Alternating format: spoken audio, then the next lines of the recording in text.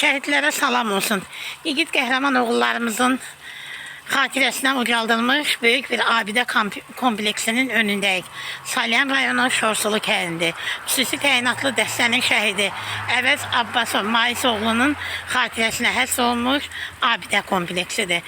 Və bu abidə kompleksində şəhid ailəmizin deməli atasının, anasının istəyi ilə burada vətən torpaqları uğrunda qəhrəmanlıqla döyüşən igidlərin də hər birinin çalışdıqları qədər şəkilləri vurulubdur.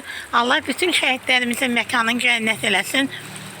Rəfiyev Ülvü Rəfailoğlu, Orucov Elbəy Məhəmmədoğlu, milli qəhrəmanımız Xəlilov Eldar Xəliloğlu, Əhmədov İlqar Adiloğlu, Əliyev Adəm bizim qəhrəman balamız, Samir Xudiyev, məkanınız cənnət olsun. Bütün igid oğullarımız, sizinlə bütün Azərbaycan qürur duyur. Azərbaycan Respublikasının ərazi bütövlüyü, suverenliyi uğrunda qəhrəmanlıqla döyüşərək şəhid oldu igid oğullarımız.